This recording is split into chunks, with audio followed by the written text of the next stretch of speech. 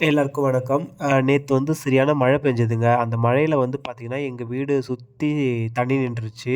செம தண்ணி நின்னுடுறது முட்டிக்கால் அளவுக்கு. எப்பவுமே வழக்கமா 1 வாரம் பெஞ்சதுன்னா தண்ணி நிக்கும். ஆனா, நேத்து 1 நாள் பெஞ்சதுக்கே இவ்ளோ தண்ணி நிக்குது. அங்க பாருங்க, ஒரு அண்ணன் பாருங்க தண்ணீல நடந்து போயிட்டுருக்காரு. அவர் வீட்டுக்கு முட்டிக்கால் அளவு தூரம் தண்ணி. இன்னும் உள்ள போக போக இன்னும் ஆழம் அதிகமா தான் இருந்துட்டே இருந்தது. இந்த தண்ணீல தான் நாங்க வந்து கிட்டத்தட்ட 1 வாரம் இன்னும் 1 வாரம் சர்வைவ் பண்ணணும்.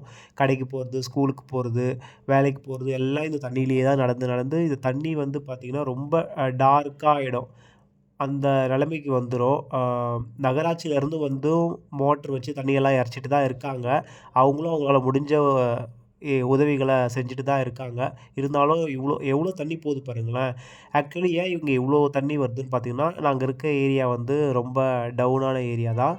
பக்கத்தில வந்து வண்டலூர் மலை இருக்கு. அந்த மலையில இருக்க தண்ணி எல்லாம் இறக்கம் எங்க இருக்குன்னா, எங்க ஊர் பெருங்கலத்தூர்ல தான் அந்த தண்ணியெல்லாம் இறங்கும். ஸோ, அந்த தண்ணி எல்லாம் இங்க வந்து நிக்கிறதுனால தான் இவ்ளோ ப்ராப்ளம் வருது. இங்க பாருங்க வண்டியெல்லாம் எடுத்துட்டு தண்ணீல போயிட்டுருக்காங்க.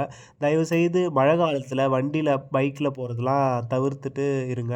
வீட்லயே ஒரு 2 நாள் லீவ் போட்டாலும் பரவால்ல, வீட்லயே இருங்க. ஏன்னா கரண்ட் ஒயர்லாம் தண்ணீல விழுற சூழ்நிலைலாம் நெறைய பார்க்குறோம் வீடியோஸ்ல. அந்த மாரி சூழ்நிலையும் இருக்கு. இங்க பாருங்க எவ்ளோ தண்ணி வெள்ளமா போகுது. இன்னும் ஒரு 2 நாள் கழிச்சு இங்கலாம் மீன் பிடிக்க ஆரம்பிச்சுருவாங்க, நம்ம ஊர் மக்கள். பொதுவா மழை காலம்னு வந்துட்டாலே நம்ம வந்து முன்னேற்பாடுகள் நெறையா செஞ்சு வச்சுக்கணும். என்ன மாதிரினா மருந்து, உணவு போன்ற விஷயங்கள், குழந்தைகளுக்கு பால் பாக்கெட்டு இந்த மாரி விஷயங்கள்லாம் நீங்க சேமிச்சு வச்சுக்கணும்.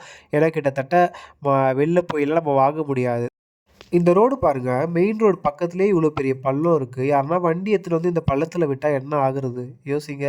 ஸோ நம்ம தாங்க நம்மள பாதுகாத்துக்கணும். நம்ம சேஃப்டியா வீட்லயே இருங்க. வெளிலலாம் எங்கேயும் போய் மழையில வேடிக்கை பார்க்குறேன், அந்த மாரிலாம் எதுவும் பண்ணாம நீங்க வீட்டுக்குள்ளேயே இருங்க. Thank you.